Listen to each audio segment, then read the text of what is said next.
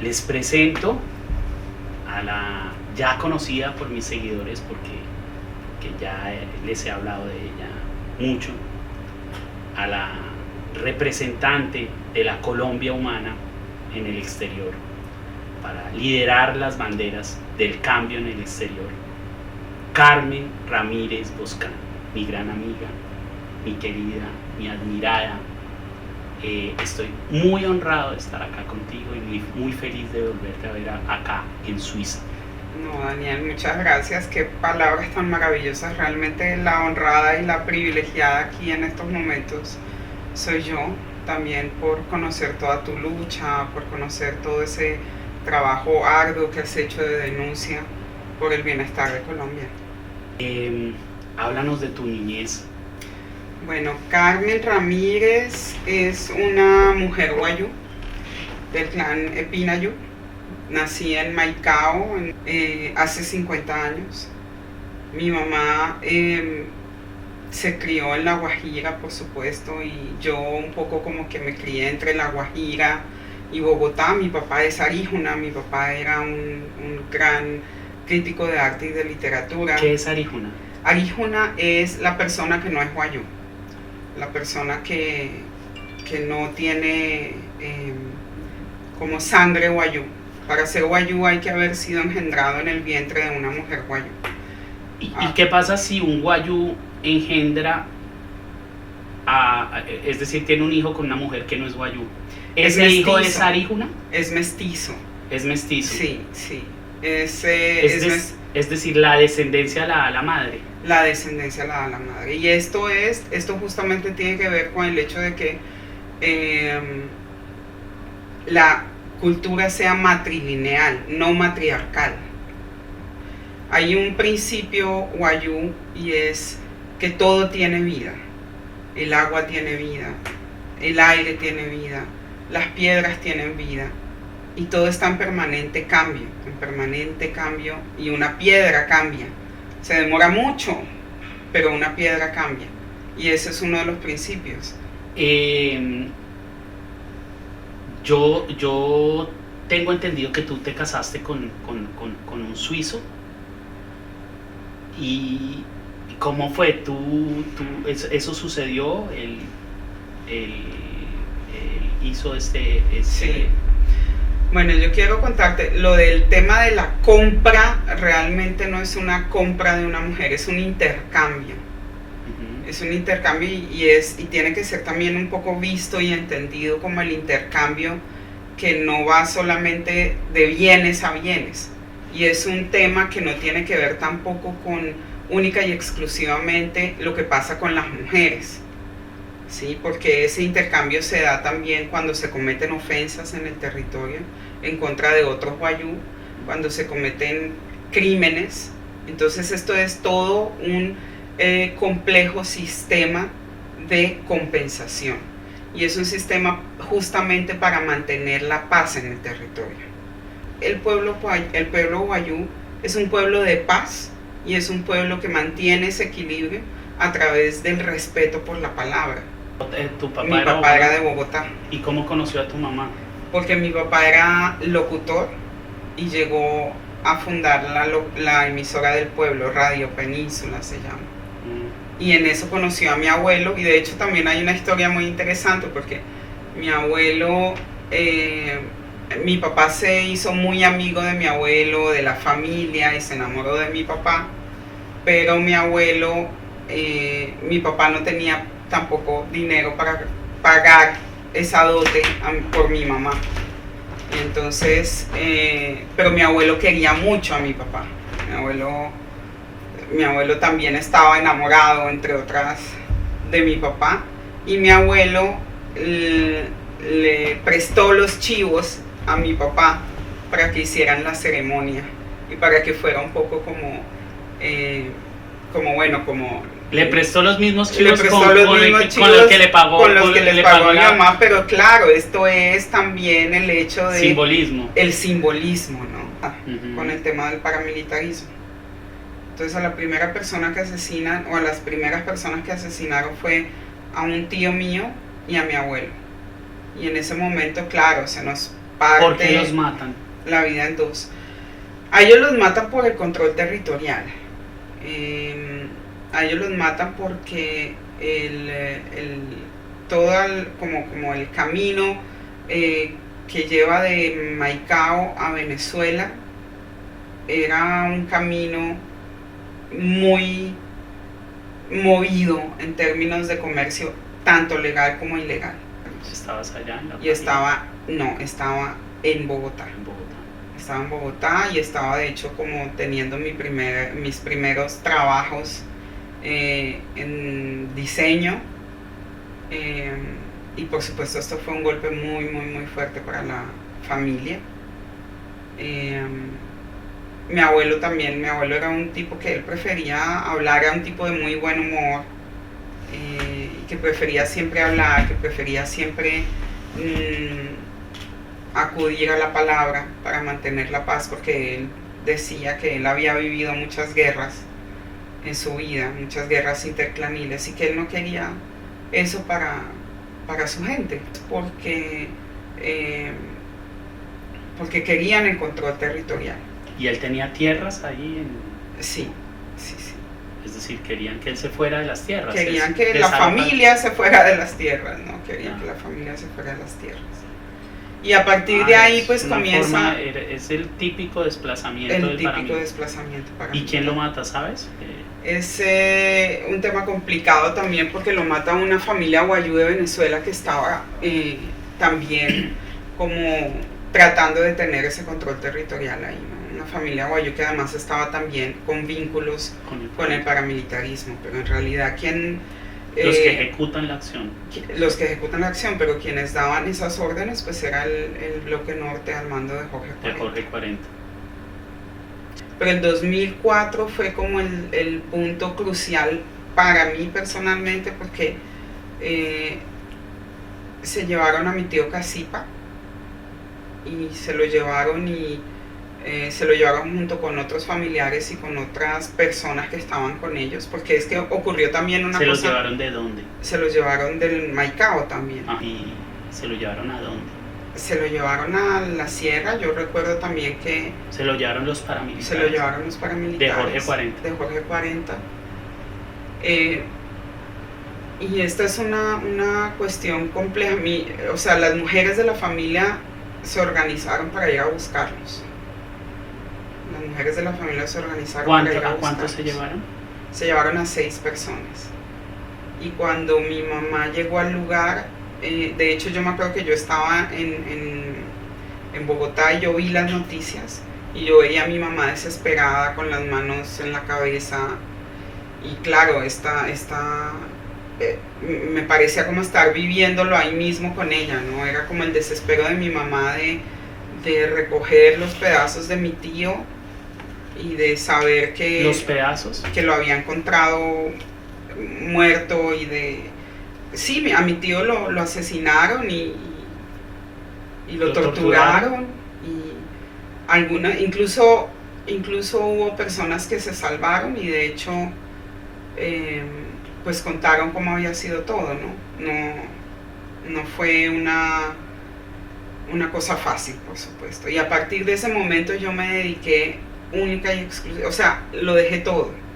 Yo dije, ese fue el momento como que me dijo, no, yo tengo que hacer algo, y me dediqué a denunciar lo que había pasado.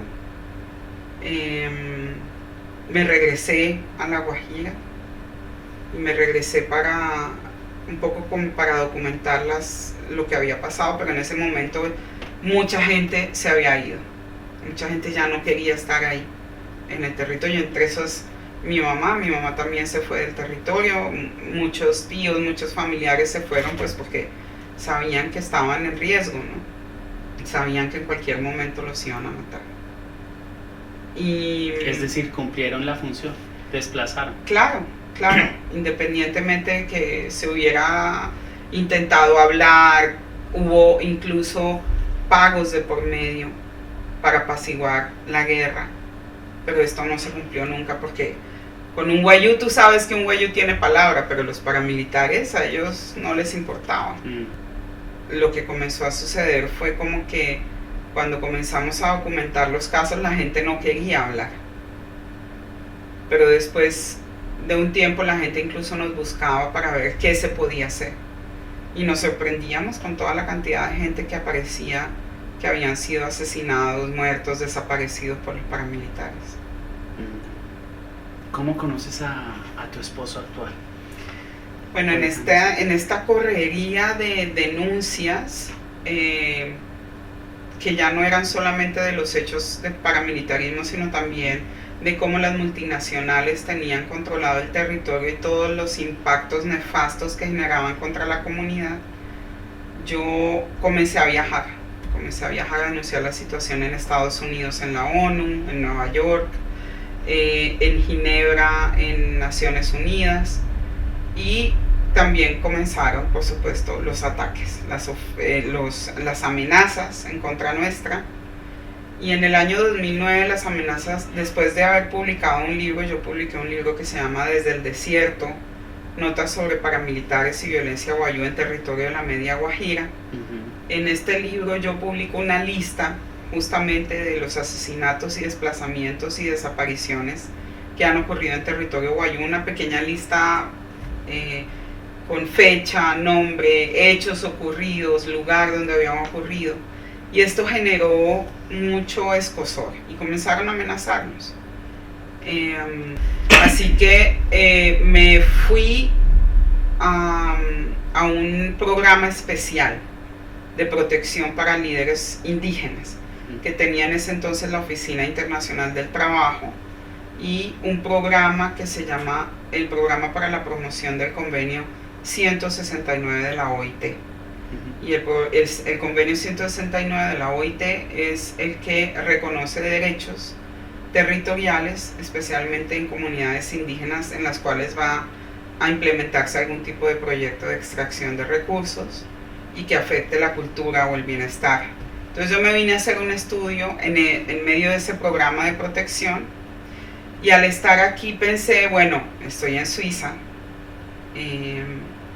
una de las dueñas del Cerrejón es suiza, se llama Glencore, en ese entonces se llamaba Glencore Extrata, así que dije, bueno, voy a organizar una movilización en contra de Glencore y de Extrata, y en eso me contacté con unas organizaciones de derechos humanos y de clima, protectoras del clima en Suiza, en Ginebra. Ellas me llevaron a hacer un recorrido, y cuando yo llegué a Berna, yo conocí a mi esposo. Él llegó a escuchar el mensaje que yo tenía y a escuchar un poco como la situación en territorio wayuu, y él se sumó a la causa. Se sumó. Él trabaja, en ese entonces trabajaba como voluntario en una organización que se llama Incomindios, y ahí lo conocí. Pero yo quería regresarme a Colombia y me fui a Colombia nuevamente. Y le dije como quien quiere y no quiere la cosa, yo no quisiera tener una relación si tú no le pones la cara a mi familia, porque yo no quiero tener el respaldo de mi familia para esta relación. Y él me dijo, bueno, listo, está bien, y a los 2 días me llamó y me dijo, ya tengo pasaje listo para Colombia. Y yo, uy, esto va en serio. Y se fue a Colombia. Y en Colombia, bueno, cuando ya él estaba en Colombia, yo tuve que hablar con mis tíos y decirles, tíos, hay un hombre que me pretende, entonces él quiere hablar con ustedes. Y ellos dijeron, sí, y él es suizo. Bueno, no, pues entonces que traiga chivos y que traiga vacas de Suiza, que traiga de esas vacas bien grandes de Suiza y que traiga chivos. Y yo decía, pero oigan, ¿cómo le van a pedir eso al suizo? No, sí, tiene que ser así. Y ellos estaban empecinados en que iban a pedir como esa dote de alianza, porque de lo contrario no se iba a poder casar conmigo. Y mi esposo llegó allá, quien le sirvió de palabrero fue un primo mío, David Palmar. Pero él llegó ya a casarse. Él llegó ya, sí, a pedir la mano. Y llegó cuando, el que le sirvió a él como de palabrero, de intermediario, fue mi primo David. ¿Cómo es eso? ¿El qué le manda a decir o cómo? Pues él le mandó a decir a mis tíos que iba a pedir mi mano, ¿no? Que se quería comprometer conmigo, que se quería casar conmigo. ¿Y tus tíos ¿Cómo Mis le tíos le dicen mandan- al paradero, dígale qué? O, Y mis tíos le dicen a mi primo que sí, que listo, pero que tenía que, solo para empezar, solo para conocerse, tenía que llevar una caja de whisky, 3 chivos, un bulto de arroz y un bulto de maíz. Mi primo ayudó a Arne, mi esposo.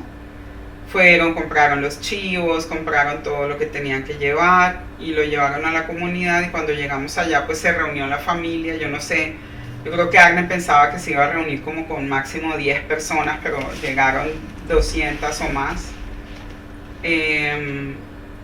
Y bueno, comenzaron la charla, ¿no? Sí, la charla, y era un poco como, bueno, ¿por qué Carmen? ¿Cómo conoció a Carmen?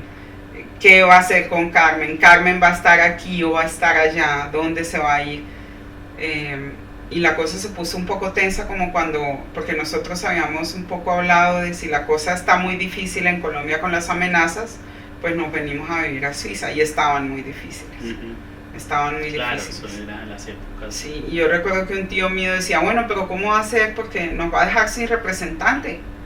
Esa cosa está muy difícil. Usted tiene que asegurarnos, le dijo mi tío negro, usted tiene que asegurarnos que Carmen, desde donde esté, va a seguir trabajando por la comunidad.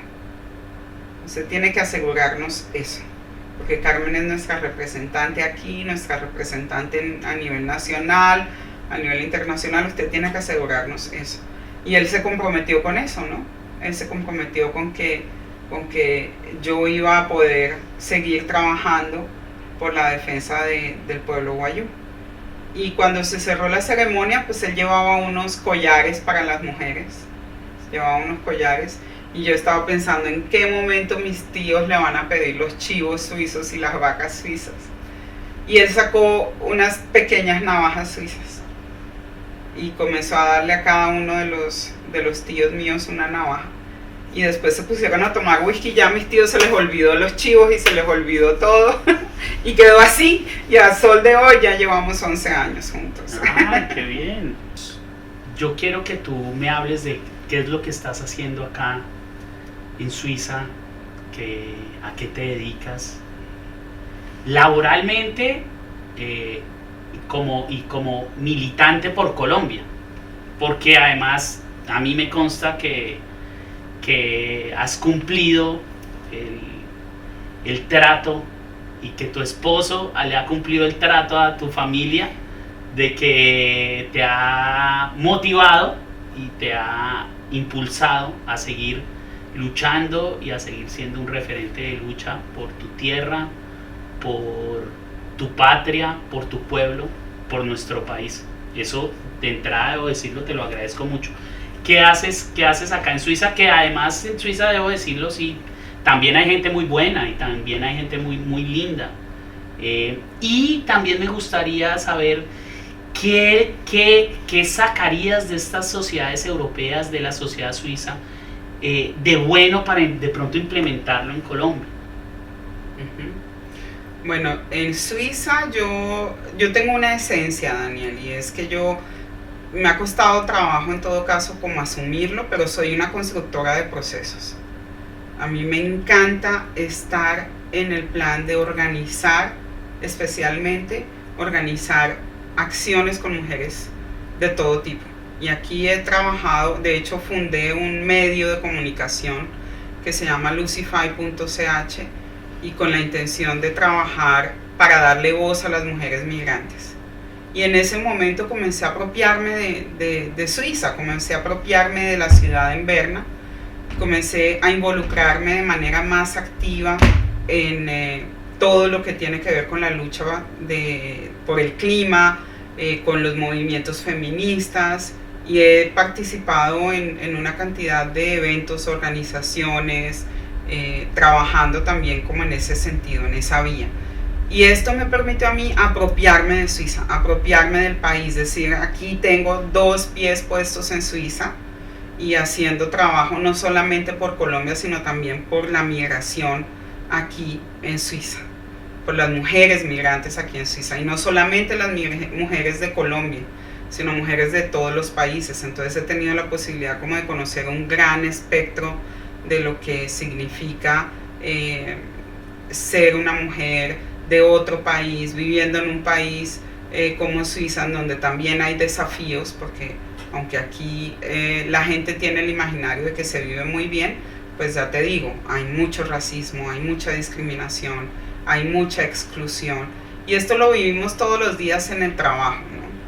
Y te puedo decir, yo en Suiza desde hace más o menos 4 años estaba trabajando en una cocina como cocinera, pero también como limpiadora, y esto me permitía a mí tener un ingreso fijo para poder enviar recursos a mi familia, para poder mandar dinero a mi mamá, especialmente en una época en la que se ha generado una dificultad económica, especialmente por la pandemia, ¿no? Y me involucré también con otros procesos, y estos procesos tenían que ver con procesos de visibilidad de lo que estaba pasando en Colombia. Y a partir de ahí, bueno, comenzamos a hacer un trabajo de articulación de procesos, articulación de estrategias, articulación como de visibilización de lo que está sucediendo. En el 2018 para mí fue crucial, estando aquí en Suiza, lo que estaba pasando en Colombia, porque yo sentí que hubo un llamado inmenso, en todas partes del mundo se sintió, para que la colombianidad se organizara, y se organizara políticamente, se organizara como movimiento. Y comencé a militar en la Colombia Humana. A partir de ahí, bueno, también comenzamos a hacer trabajo, de hecho, pues tú presentaste aquí Matarife y organizamos como todo un evento, no con ese tinte político, sino más sobre todo con ese tinte de denuncia de lo que está sucediendo en Colombia.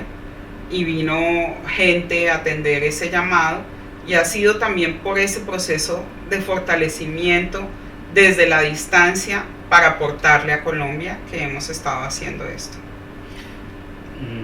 Carmen, ¿y qué le llevarías a Colombia? La segunda parte de la pregunta, ¿qué le llevarías a Colombia de Suiza? Aquí hay, por un lado, unas leyes que son interesantes, y por otro lado otras que son totalmente discriminadoras y excluyentes.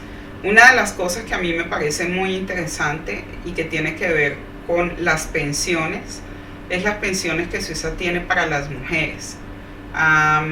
Se ha llevado a cabo un proceso muy largo en este sentido, pero en Suiza existe una pensión para las mujeres que incluso han dedicado gran parte de su tiempo al cuidado de la casa, a la crianza de los hijos, al cuidado del hogar, al cuidado del marido, y hay posibilidades en Suiza para eso. De que se pensionen. De que tengan una pensión las amas de casa. Las amas de casa. Y esto tiene que ver mucho justamente con la política del pacto histórico, y es con la necesidad de hacer una reforma pensional. En Colombia, en todo caso, bueno, ahora toda la gente en Colombia, en cualquier lugar del mundo, puede pensionarse si cotiza pensiones en Colombia, ¿sí? Pero la idea es que a partir de una reforma pensional se puedan incluir todas esas necesidades de la gente que tiene para poder tener una pensión digna, garantizada. Esto me parece que es una cosa de las que yo recogería de Suiza. Otra es el tema de la forma en cómo se organizan y se toman decisiones. Acá en Suiza, para tomar decisiones siempre hay una iniciativa que es votada y que se vota ampliamente, y si pasa la iniciativa pues se convierte en un proceso ya de un proyecto de ley, y se comienza a trabajar en este sentido, ¿no? Y en Colombia pienso que esto podría, bueno, hay acciones en todo caso en Colombia que se pueden llevar a cabo así, ¿no? Los plebiscitos, sí, la cuestión es que debería llevarse a cabo de manera más eficiente, ¿sí? Esto me parece que es prudente en Suiza. Y una de las cosas que a mí me gusta mucho de Suiza, y que ya no tiene que ver pues con el tema político, es la forma en cómo la gente de Suiza cuida su país. Esto a veces puede ser un poco contraproducente, porque hay gente que se empecina tanto que se convierten en personas demasiado conservadoras y demasiado encerradas, pero por otra parte es la forma en cómo cuidan la cotidianidad en Suiza, ¿no? La gente sale a la calle, encuentra servicios que funcionan, encuentra buses que están limpios, trenes que están funcionando a tiempo, y es también un poco porque toda la gente se dedica a cuidar lo que tiene. La salud. El tema de la salud en Suiza es un tema grande, porque de hecho hace unos años hubo una iniciativa para que la salud en Suiza fuera pública. La salud en Suiza no es pública, la salud en Suiza es privada y es extremadamente cara, Daniel. Es muy, muy, muy cara. Pero la diferencia está en que, claro, tú pagas por un servicio de salud, pero es un servicio de salud que funciona. Es pero un servicio... el que no tiene para pagarlo, ¿qué pasa? El que no tiene para pagarlo, pues está también el subsidio social, la social, como le llaman aquí. Y en últimas lo atienden. Y en últimas, acá la gente no es como en Colombia, que aún pagando te dejan morir en un hospital. Claro. Aquí no, aquí definitivamente eso no sucede. Y otra de las cosas que me parece interesante es el sistema educativo. Yo tengo 2 hijos pequeños y mis hijos están de hecho en un programa que se está comenzando a implementar en Suiza, que se llama la Basisstufe, como el nivel básico de educación, en el que estudian niños desde la edad de kindergarten hasta la edad del 2º año de estudios, y ahí combinan las mejores metodologías. Una de las cosas que me daba durísimo era que no hay tareas, pero yo de repente veo a mis hijos leyendo, escribiendo, y a veces como que me da un poco también de wow, esto lo aprendieron sin mí, ¿sí? Pero el sistema educativo en Suiza funciona muy bien.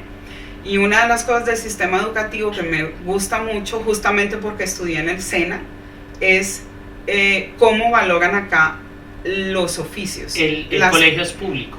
El colegio es público y las universidades también. También, es decir, la gente no paga. La gente no paga. Bueno, en las universidades se paga algo, pero es una cosa, o sea, es más barato estudiar aquí en una universidad suiza que estudiar en Colombia.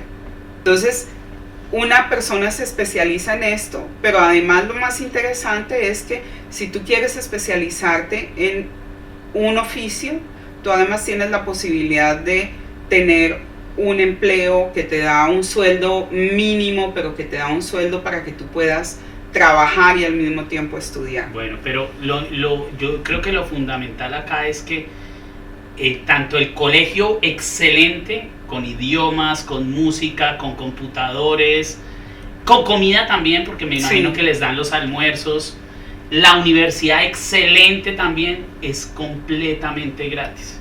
Sí, yo no pago nada por la educación de mis hijos, ni siquiera los materiales. ¿Tú crees que eso genera una sociedad más pacífica? Yo pienso que eso genera una sociedad con más conocimiento y con más posibilidades de tomar decisiones y con más posibilidades de entender qué es lo que les conviene y qué es lo que les pertenece y cómo pueden apropiarse de esas cosas. Por supuesto, el conocimiento es sabiduría y te permite tomar mejores decisiones. Y el hijo del multimillonario estudia con el hijo del chofer de bus, con el hijo del portero del edificio, con el hijo del policía. Sí, acá hay unas escuelas. De hecho, las escuelas están destinadas en cada barrio. Tú no tienes incluso que desplazarte grandes espacios para poder tener a tu hijo en una escuela. A mí me llega la carta a mi casa diciéndome: su hijo va a cumplir 4 años y ya es hora de que comience a estudiar. Bueno, pero el hijo tuyo recibe, pues, bueno, yo también lo digo porque yo estoy seguro que este sistema es un poco también más cercano al francés, y es lo que también yo me doy cuenta. Pero el hijo tuyo recibe la misma educación que va a recibir el hijo del multimillonario. Sí, claro. La cuestión es que, bueno, yo no vivo en un En lugar el en barrio donde de están los multimillonarios, pero los profesores son de la misma calidad. Los profesores son de la misma calidad, hacen parte del mismo sistema, hacen parte de la misma norma en la que deben impartir las clases. Y claro, pero por ejemplo, si vamos a eso, mira, yo te digo aquí, lo importante que es, por ejemplo, cuando tú vas por la calle y de hecho a veces estás cerca al Parlamento y te encuentras con cualquier parlamentario en la calle o en un bus. Esto no sucede jamás en Colombia, pero aquí te montas a un bus y de pronto están, no sé, un parlamentario o el presidente del Consejo Federal o que yo veo en televisión y tú dices, bueno, y lo ves ahí en el bus normal. Y lo ves ahí en el bus normal. Claro, no hay aquí los niveles de inseguridad y los niveles de persecución y de amenazas que hay en Colombia. Pero hay muchos parlamentarios que no tienen amenazas y todo y no se montan a un Transmilenio. Sí. Eso es cierto. Sí, además esos dineros que se invierten en esos sistemas de seguridad impresionantes que alcanzan en Colombia hasta a veces los 100 millones de pesos mensuales, acá la gente los invierte en otras cosas. Claro. Y bueno, esperemos que en Colombia podamos llegar a tener algo de eso. Sí, tener algo de esa es la estos sistemas sociales y humanos que se ven en Europa, No estamos hablando de comunismo, no estamos hablando que esto es Rusia, que esto es China, no estamos hablando como que la Rusia de los 60, esto no es marxismo, leninismo, esto es Suiza. Esto es Suiza y yo vivo en Francia. Esto es Suiza, además, es humanismo. Lo importante es que se puede, mira, hay muchas personas de Colombia viviendo en el extranjero con mucha capacidad, incluso desde el exterior, para transformar el país. Lo importante es que podamos articular ese aprendizaje y ese conocimiento que se ha adquirido en otros lugares para mejorar el país, para tratar de aplicar algunas cosas que seguramente van a aportar en el proceso de transformación. Para bien, por supuesto. Bueno, y pues empatemos con eso ya para finalizar. Tú que eres la representante del humanismo en el exterior, de la Colombia humana, quien estoy seguro se va a llevar esa curul y que nos va a representar, que cuentas con todo mi apoyo. Gracias. Diles, te doy acá la tarima, dile a los seguidores del canal, qué piensas hacer cuando llegues a esa curul que tanto te mereces, Carmen. Bueno, lo primero que me parece más importante es que tenemos que dejar de ser invisibles. La colombianidad que vive en el exterior básicamente no existe para el país, a pesar de que mandamos recursos, lo que llaman remesas, y somos el segundo lugar del renglón de la economía en el país, especialmente en tiempos de pandemia. Logramos dinamizar la economía del país y esto cada vez va más en ascenso. Sin embargo, tenemos una sola curul en el exterior. Necesitamos más representación en el Congreso, una representación que atienda las necesidades de la colombianidad diferente, porque no es lo mismo tener el sueño americano a tener el sueño europeo o a tener el sueño australiano. Esto es muy importante. Lo segundo que tenemos en cuenta es que desde que nosotros entremos al Congreso, la apuesta está porque se acabe la diplomacia untada de mermelada, untada de corrupción y untada de clientelismo. Vamos a promover de manera indispensable la carrera diplomática. Y esto con el sentido de que la diplomacia, las embajadas, los consulados estén al servicio de la gente, porque son la representación del Estado en cualquier lugar en donde nos encontremos. Y en estos momentos no podemos seguir permitiendo que esto suceda. Vamos a promover la cultura a través de enramadas de la colombianidad, en donde le vamos a apostar a la necesidad de que la gente de Colombia, no solamente a partir de la celebración del 20 de julio sienta ese arraigo por Colombia. Vamos a promover el estudio de idiomas locales, la necesidad de aprender castellano, especialmente para segundas y terceras generaciones de colombianos nacidos en el extranjero. Una cosa que también es muy importante es que vamos a tener y procurar que el consulado o la embajada de Colombia en cualquier lugar del mundo tenga una línea de atención a la colombianidad 24 horas. Esto con el objetivo de minimizar algunas problemáticas que se le presentan a algunos colombianos y colombianas, con la intención de promover la integración de quienes lleguen a países terceros que los alojen, y con la intención también de atender especialmente muchos casos que conocemos de violencia basada en género. Bueno, Carmen, y pues a todos ustedes yo les digo, después de todo lo que ha pasado bajo el río, yo quiero que ustedes, yo quiero preguntarles algo. ¿Cómo yo no voy a apoyar a Carmen? ¿Cómo no la voy a apoyar? Ustedes vieron la entrevista, ustedes vieron la historia, especialmente a la comunidad en Francia. ¿Cómo yo no podía apoyar a esta mujer? Es que es imposible. Tu historia de vida muestra un alma maravillosa, y que de verdad, en el buen sentido de la palabra, nos enamoras a todos. Oh. Nos enamoras a todos, Carmen. Muchas gracias por estar acá. Muchas gracias por tu lucha. Estoy honrado de estar acá sentado contigo, y les mando un abrazo. Y a los colombianos en el exterior les digo, voten por Carmen Ramírez. Muchas gracias, Daniel. Muchas gracias. Chao.